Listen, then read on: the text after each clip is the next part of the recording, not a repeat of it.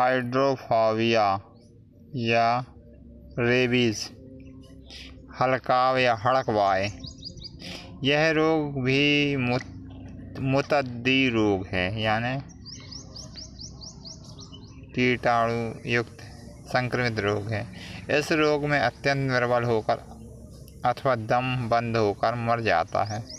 तशन्नुज के कारणों से पशुओं से काम करता है। इस रोग का विष रोगी की लार में होता है। इसकी कृमि मस्तिष्क और सुषुम्ना नाड़ी में भी पाए जाते हैं और यह पागल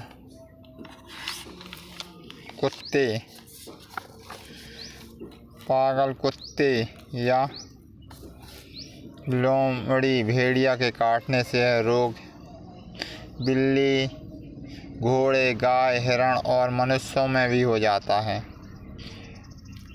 पागल जानवरों के काटने के बाद उसी समय यह रोग पैदा नहीं होता, बल्कि 10 से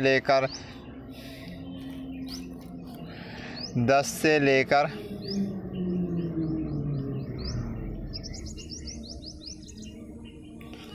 3 मास तक या भीतर बहुत 40 दिन से 6 माह तक बाद यह रोग फैलता है। इसके 3 दर्जे होते हैं। पहले दर्जे में यदि पागल जानवर के काटने से घाव हो जाता है तो पहले इस घाव में पीड़ा होने लगती है। यदि घाव अच्छा हो तो घाव के दाग पर पीड़ा होने लगती है और घाव फिर हरा हो जाता है। रोगी को अपने रोग का बहुत ख्याल रखना रहता है और निराश हो जाता है। उसके मस्तिष्क में थोड़ी थोड़ी पीड़ा होती रहती है, नींद नहीं आती, भयानक स्वप्न देखता है, तेज प्रकाश और आवाज़ सहन नहीं कर सकता, पानी पीते समय गला घोटने सा प्रतीत होता है और निराश हो जाता है। उसके मस्तिष्क में थोड़ी थोड़ी पीड़ा होती रहती है, नींद नहीं आती, भयानक स्वप्न होता है, तेज प्रकाश से आवाज़ सहन नहीं कर सकता, पानी पीते समय गला घोट सा प्रतीत होता है, आवाज़ भारी हो जाती है, थोड़ा ज्वर रहता है। चंद घंटों से लेकर 3 दिन तक ऐसी दशा होकर दूसरा दर्जा आरंभ हो जाता है। इस दर्जे से रोगी अत्यंत बेचैन हो जाता है, उसका चेहरा भयानक मालूम होता है, व्यर्थ की बातें करता है,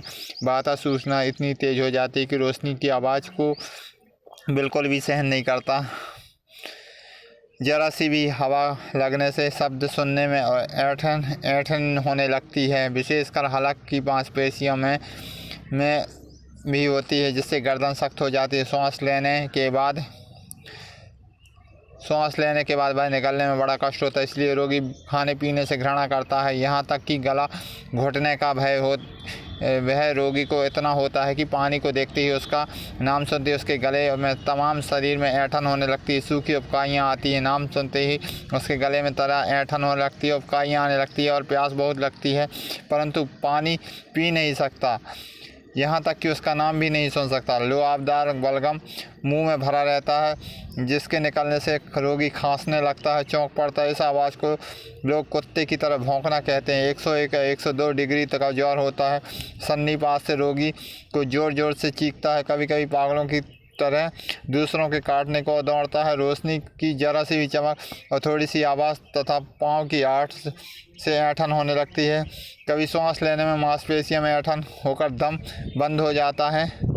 1-2 दिन ऐसा रहकर तीसरा दर्जा आरंभ हो जाता है। इस दर्जे में ऐंठन होना बंद हो जाती है, मांसपेशियाँ ढीली पड़ जाती हैं, रोगी बिना हिले डुले पड़ा रहता है। अंत में धीरे धीरे बेहोश होकर 5 से 18 घंटे के अंदर हृदय की गति बंद हो जाती है और श्वास बंद होने से वह मर जाता है। चिकित्सा है घाव की हरी बिजली के लोशन में 1-1 चम्मच हरी बिजली के 6 औंस पानी में धोना चाहिए।